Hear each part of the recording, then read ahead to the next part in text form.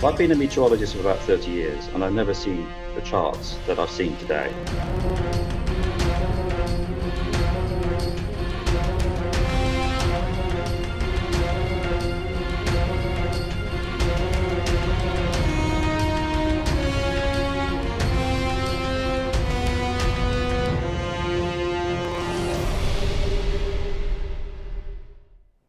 네, 생활이 아닙니다. 생명을 위협하는 기후변화에 대해서 오늘은 좀 파고 들어보겠습니다. 숨이 턱턱 막히는 기록적인 더위와 또 좀처럼 잡히지 않는 산불로 유럽 곳곳이 신음하고 있습니다. 이상 기후의 원인은 무엇이고 또 기후변화에 대한 대응은 어디까지 어떻게 진전되어 있는지 이현호 공주대 대기과학과 교수 연결해서 의견 들어보겠습니다. 네, 교수님 안녕하십니까? 예, 안녕하세요. 네, 기후변화가 폭염을 잔혹하게 만든다, 뭐 이런 표현도 있었고, 앞서 영상 구성 속에 30년 된 영국의 기상 전문가는 이런 폭염 처음이라고 했는데 교수님은 어떻게 보고 계십니까? 예, 지금 말씀하신 대로 사실 지금 전 세계 곳곳에서 네. 기온이 상당히 높은 수준으로 올라가 있는 상태입니다. 지금 현재는 유럽 지역이, 뭐 프랑스는 바로 어제 네. 그 현재 날짜로 19일 42.7도로 기록했고, 영국은 40.3도, 그 다음에 지난주에는 포르투갈의 온도가 47도까지 올라가서 사실 이례적으로 굉장히 더운 이상 폭염 상태가 현재 지금 계속 이어지고 있는 상태고요. 네. 사실 이게 지금 뭐 7월 중순이 되었는데, 예, 이때 지금 갑자기 나타난 현상이냐 그런 것은 아니고 올해 한 3월 정도부터 사실 이미 좀 증상이 나타나기 시작했습니다. 한 3월 지역에 인도 파키스탄 지역에 이미 폭염이라고 우리가 부를 수 있는 현상이 시작이 됐고, 네. 6월 달에 미국에서는 벌써 한 50도 이상 올라간 지역이 관측될 정도였었고요. 예, 지금 영국하고 프랑스 요때 지금 이렇게 나타난 현상이 현재 지금 조금씩 지금 유럽 내륙 지역으로 이동하고 있어서 네. 이번 주말 정도쯤 되면은 독일이나 헝가리나 이쪽의 온도가 한 39도, 40도 좀 이렇게 올라갈 것으로 예상되고 네. 있습니다. 우리와 좀 유럽에 지금 기후변화의 어떤 직격탄을 맞고 있는 곳이 유럽이기 때문에 유럽 먼저 여쭤보고 있는데 유럽과 우리의 좀 폭염의 기준은 좀 다른가요? 예, 조금 다릅니다. 우리나라는 뭐 일 최고 기온이 33도 이상으로 지속될 건지 아니면 35도 이상으로 지속될 건지에 따라서 이렇게 폭염 경보냐 폭염주의보냐를 나누고 있는데요. 네. 영국 같은 지역을 예로 들면 영국 지역은 사실 이렇게 최고 온도가 높이 올라가는 지역이 아닙니다. 우리나라는 예, 여름철 최고 온도를 평균 내보면 한 26도 정도쯤 되는데 네. 영국 같은 경우에는 기후적으로 우리가 계산을 해보면 최고 온도가 한 21도 정도쯤밖에 안 올라가는 지역이거든요. 예, 그렇기 때문에 기준이 다르게 적용되게 됩니다. 네. 지금 보니까 그 교수님 옆으로 사실상 불가능한 것으로 40도는 나왔는데 온실가스로 인한 기후변화가 이렇게 극단적인 기온을 가능케 했다고 했거든요. 자, 온실가스 대목 말고도 좀 이런 극단적인 어떤 더위를 일으키는 배경, 원인 좀 더 구체적으로 설명해 주시죠.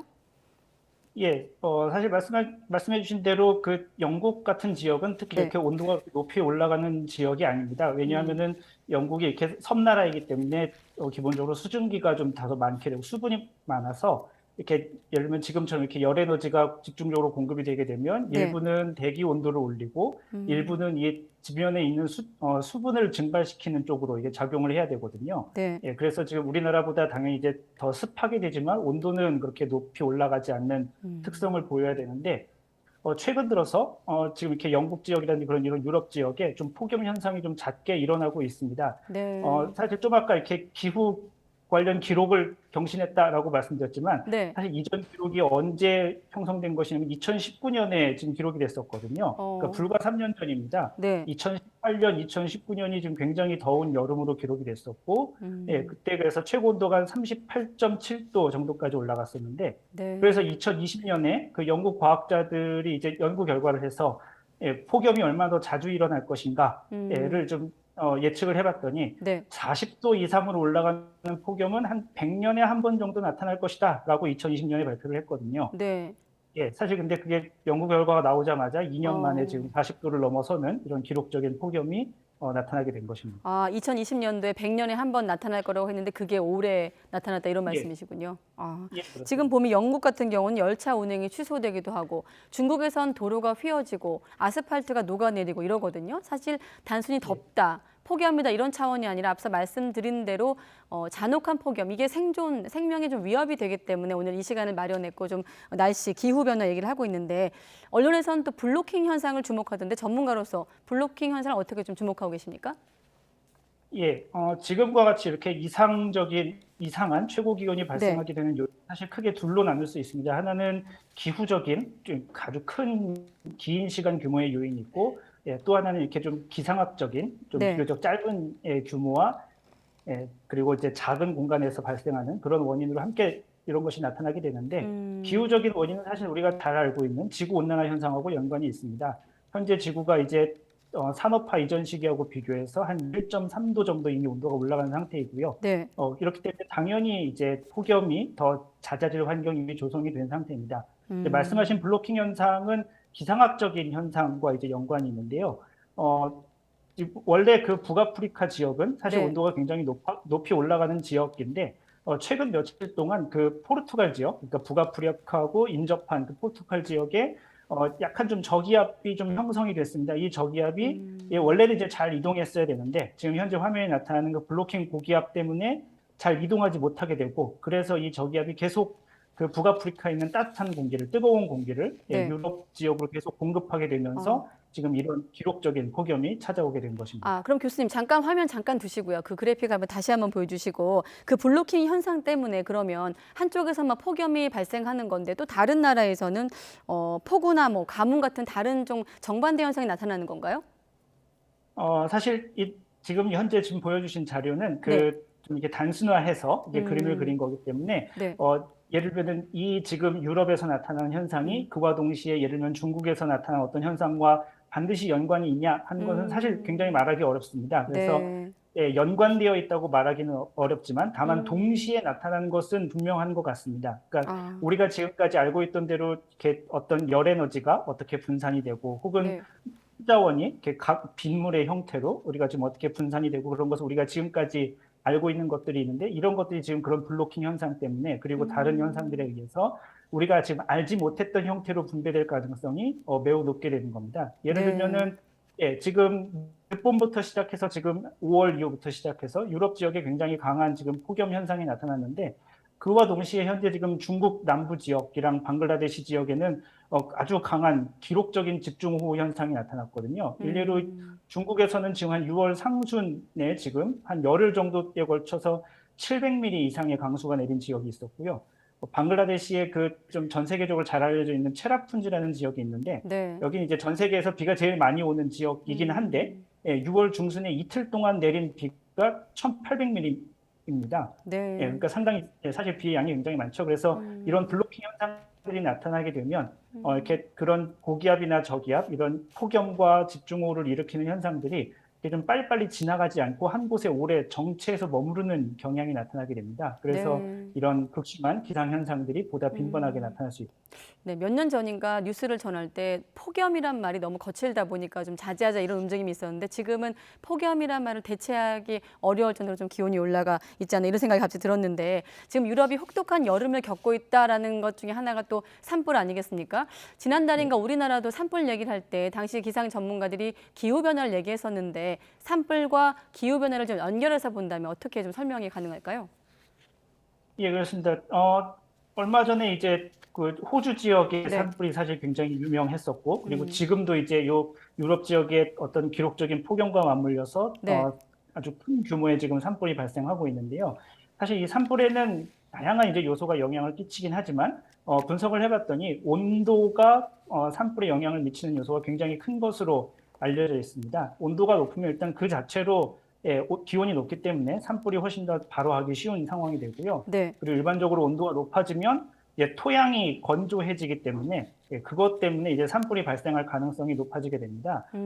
국내 그 광주과학기술원에 있는 연구팀에서 연구한 결과에 따르면은 현재 지금 지구 온난화가 1.5도를 우리가 지금 목표로 하고 있는데 요 1.5도에서 만약에 우리가 조금 잘못해서 2도 정도까지 지구 온난화 현상이 일어나게 됐다 하면 이제 0.5도가 사실 더 오르게 되는 건데 그것 때문에 대형 산불로 유명한 그 북미 지역, 그 캘리포니아 지역에 대형 산불이 발생할 위험도가 2배 정도 증가할 것이다.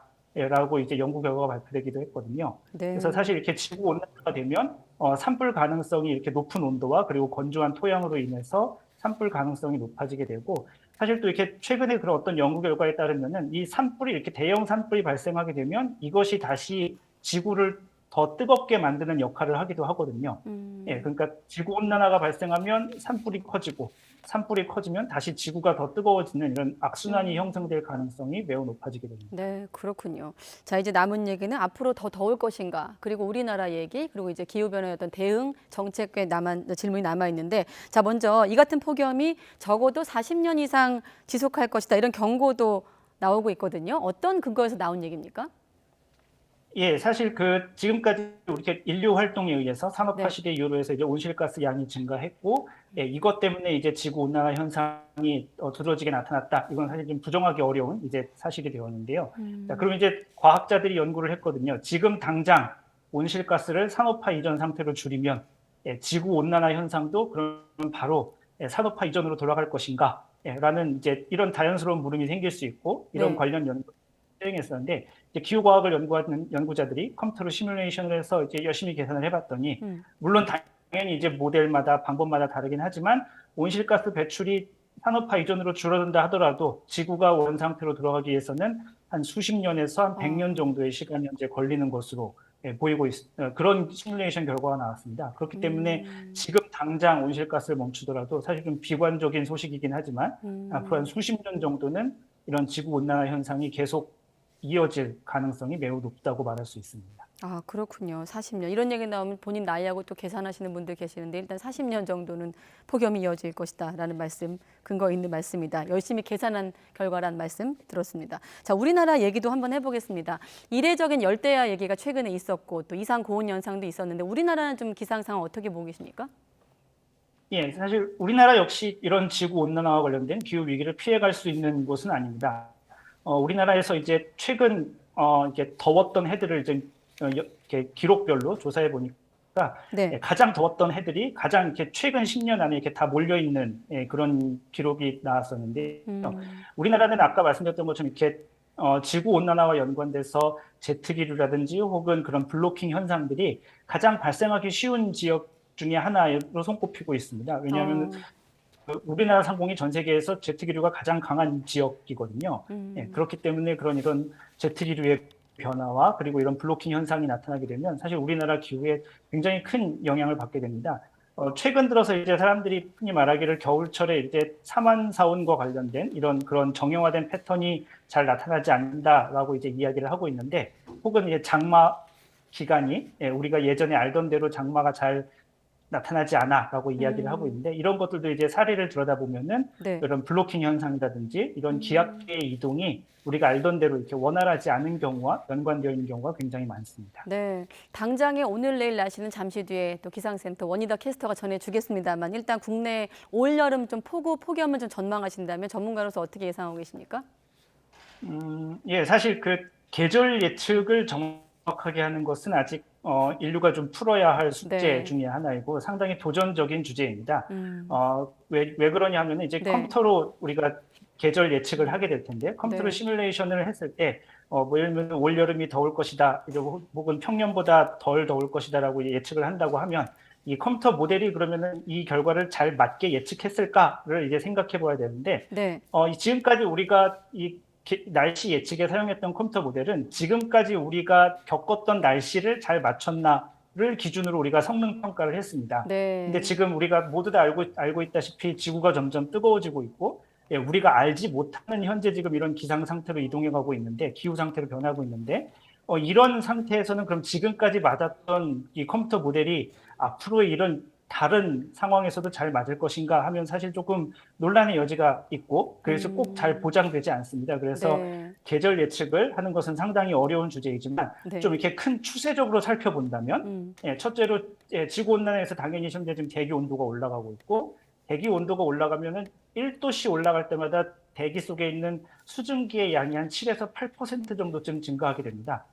그런데다가 아까 말씀드린 대로 어떤 열에너지나 수자원의 분배가 우리가 알지 못하는 대로 이전보다 변동성이 훨씬 크게 그리고 불균질하게 분배될 가능성이 높기 때문에 올여름에 당장 어떻겠다라고 말씀드리긴 좀 어렵지만 네. 우리가 좀 큰 추세적으로 본다면 지금까지 우리가 경험해보지 못했던 폭염이나 폭우 혹은 그 반대에 있는 한파나 가뭄이 지금보다 훨씬 더 빈번하게 일어날 가능성이 높다는 것은 저희가 말씀드릴 수 있겠습니다. 그렇군요. 마지막 말미에 핵심적인 답변이 들어있었는데 대기과학자 교수님에게도 올여름 날씨 전망이 가장 도전적인 질문이라는 게 좀 흥미롭네요. 자, 이번엔 세계적인 추세도 대응까지 한번 짚어보겠습니다. 유엔 사무총장이 극단적인 표현까지 사용해 가면서 공동 대응을 촉구했습니다. 자, 지금 할 수 있는 현실적으로 가장 좀 최우선적으로 고려되고 있는 대응 방법들은 어떤 것들이 좀 거론되고 있습니까? 예, 사실 기후변화와 관련돼서는 어떤 이렇게 좀 전지구적인 협력이 필요한 상황입니다. 사실 우리가 모두가 잘 알고 있고요. 그런데 이렇게 기후변화에 대해서 우리가 지금 전지구적인 대응을 잘 못하고 있는 상황인데요. 네. 사실 여러 가지 이유가 있는데, 기후변화의 원인이 되는 것, 가령 예를 들면 온실가스를 배출하는 것과 그 결과 때문에 피해를 보는 곳이 잘 일치하지 않습니다. 그러니까 한쪽에서 온실가스를 줄인다고 해서 그쪽에서만 지구 온난화가 완화되느냐 이렇게 발생하지 않거든요. 네. 그렇기 때문에 이렇게 협력을 끌어내기가 매우 힘든 상황이고 기후변화를 이렇게 멈추게 하기 위해서 우리가 온실가스를 줄입시다라고 하는 그런 노력들이 사실 경제적으로 상당한 자원을 필요로 합니다. 그리고 잘 알려졌듯이 선진국과 개발도상국 사이에 이해 충돌이 첨예하게 일어나기도 하고요. 네. 그다음에 이제 개인들 역시 생각해 보면은 우리가 할 수 있는 일이 너무 터무니없이 작은 게 아닌가. 혹은 우리가 열심히 노력을 한들, 열심히 분리수거를 하고 그런 기후변화를 멈추기 위해서 노력을 한다 한들 다른 곳에서 함께 노력하지 않으면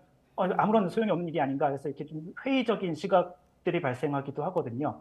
근데 사실 생각을 해보면은 우리가 정치제도에서도 이렇게 한 표 때문에 대통령과 국회의원이 바뀌고 선출되고 하듯이 네. 그런 작은 노력들이 모여서 결국 세상이 바뀌는 거지 어떤 큰 어젠다 때문에 세상이 바뀌지 않는다는 것을 좀 이렇게 개개인들이 조금 더 이렇게 각성을 할 필요가 있고 사실 그것 말고 다른 방법은 없다는 것에 대한 우리가 좀 공동의 합의가 필요한 상황일 것 같습니다. 예, 아마 기억하실 겁니다. 대선 국면에서도 이 기후변화가 아마 정책의 한 축으로 다뤄졌었는데 앞으로는 좀 대선 공약집에 기후변화가 좀 어떻게 담길지가 좀 주목되는 시대가 오지 않을까 이런 생각도 드는데 바이든 미국 대통령이 기후변화 대응을 위해서 연설을 진행할 예정이고 국가 비상사태 선포 가능성까지 거론되고 있는 상황입니다. 자, 우리는 어떻습니까? 좀 적극적인 대응이 필요해 보인다는 지적은 많이 나오고 있는데 지금 제도적으로 특히나 정책적인 측면에서 좀 우선순위에 들어가 있나요? 어떻게 보고 계십니까? 사실 좀 저는 이제 기후과학을 전공하는 날씨를 전공하는 입장이기 때문에 네. 조금 더 이렇게 학문적인 입장에서 말할 수밖에 없고 네. 사실 이렇게 여러 가지 측면을 사실 고려해야 될 부분들이 있을 겁니다. 아까 말씀드린 대로 이렇게 경제적인 논리도 분명히 있고 특히 좀 인류가 지금까지 아까 말씀드렸지만 이미 저지른 잘못 때문에 사실 피할 수 없는 부분도 있습니다. 그래서 일각에서는 현재 이렇게 기후 변화를 피할 수 없기 때문에 이것을 막으려고 노력하지 말고 이렇게 사람이 적응하는 쪽으로 변해야 된다라고 이제 하는 말도 사실이 있는데요. 네. 경제 논리를 앞세워서 이렇게 기후 변화에 손 놓고 있기보다는 제 생각에는 개인적인 생각일 수 있지만 이런 기후 변화가 우리가 지금 염려하고 있는 그런 경제 논리에서 생각하는 피해보다 사실 훨씬 더 큰 피해를 가져다 줄 수 있는 요인이라고 저는 개인적으로 생각합니다. 그렇기 때문에 물론 개인보다 국가가 할 수 있는 일이 좀 더 많아 보이지만 아까 말씀드린 결국 개인이 움직일 때 세상이 바뀌게 된 그런 사례들이 많기 때문에 늦었지만 이미 사실 늦었지만 네. 더 늦으면 안 된다는 그런 인식의 전환이 필요하고 그리고 이를 좀 이렇게 강제적으로라도 이렇게 좀 할 수 있는 그런 제도적으로 뒷받침할 수 있는 장치가 필요한 현재보다는 더 필요하지 않은가라고 저는 개인적으로 생각하고 있습니다. 네, 이미 저지른 잘못에 대한 대가 그리고 개개인이 좀 움직이게 된다 말씀까지 들어봤습니다. 물론 내용은 좀 엄중한데 시청자 여러분의 좀 이해를 돕기 위해서 질문은 제가 좀 친근하게 드렸습니다. 네, 교수님 오늘 말씀 잘 들었습니다. 예, 감사합니다. 네.